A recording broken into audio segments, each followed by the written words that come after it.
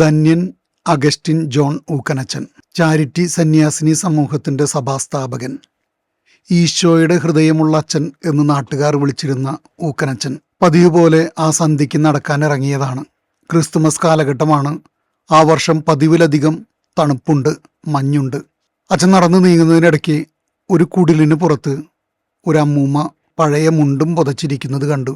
എന്തെങ്ങനെ ഇരിക്കുന്നത് ചോദിച്ചപ്പോൾ അമ്മൂമ്മ പറഞ്ഞു, എനിക്കിതല്ലാതെ വേറെ കമ്പിളിപ്പുതപ്പൊന്നുമില്ല. നോക്കാനായിട്ട് വീട്ടുകാരും ഇല്ല, നാട്ടുകാരും ഇല്ല, ബന്ധുക്കളും ഇല്ല. അച്ഛന് വിഷമമായി. അച്ഛൻ തിരിച്ച് വീട്ടിലേക്ക് പോയി. പിറ്റേ ദിവസം മഠത്തിൽ സിസ്റ്റേഴ്സ് പുൽക്കൂട് ഒരുക്കിക്കൊണ്ടിരിക്കുകയായിരുന്നു. അപ്പോൾ അവർ അച്ഛനോട് വന്ന് ചോദിച്ചു, അച്ഛാ, നമുക്കൊരു കമ്പിളിപ്പുതപ്പ് വാങ്ങണ്ടേ ഈ പുൽക്കൂട് ഭംഗിയായിട്ട് അലങ്കരിക്കാനായിട്ട്. ആ വാക്ക് കേട്ട വഴിക്ക് അച്ഛൻ ഓർത്തു ആ അമ്മൂമ്മയെക്കുറിച്ച്. അച്ഛൻ പറഞ്ഞു, നമുക്ക് നല്ലൊരു കമ്പിളിപ്പുതപ്പ് തന്നെ വാങ്ങണം, ഈശോയ്ക്ക് ഏറ്റവും ഇഷ്ടപ്പെട്ട കമ്പിളിപ്പുതപ്പ്. അന്ന് സായാഹ്നത്തിൽ ആരോടും പറയാതെ അച്ഛൻ ശാന്തനായിട്ട് മഠത്തിൽ നിന്ന് ഇറങ്ങിപ്പോയി.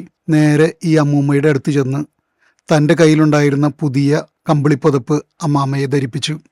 ഇത് ഉണ്ണീശോ കൊണ്ടുവന്ന് തന്നതാണ് എന്നും പറഞ്ഞ് അമ്മാമ്മയ്ക്ക് കൊടുത്തു. അമ്മാമ്മയ്ക്ക് സന്തോഷമായി. എൻ്റെ ജീവിതത്തിലും ക്രിസ്തുമസ് വന്നു. മറ്റുള്ളവരുടെ ജീവിതത്തിൽ ആനന്ദം പകരുന്നതാണ് ക്രിസ്തുമസ്. അനാഥരുടെയും അശരണരുടെയും പിതാവായ ചൊവ്വന്നൂരിൻ്റെ അച്ഛൻ തമ്പുരാൻ നമ്മളോട് ആഹ്വാനം ചെയ്യുന്നത് ഈ ഒരു കരുതലാണ്. ക്രിസ്തുമസ് മറ്റുള്ളവർക്ക് ആനന്ദവും അനുഗ്രഹവുമാകുക.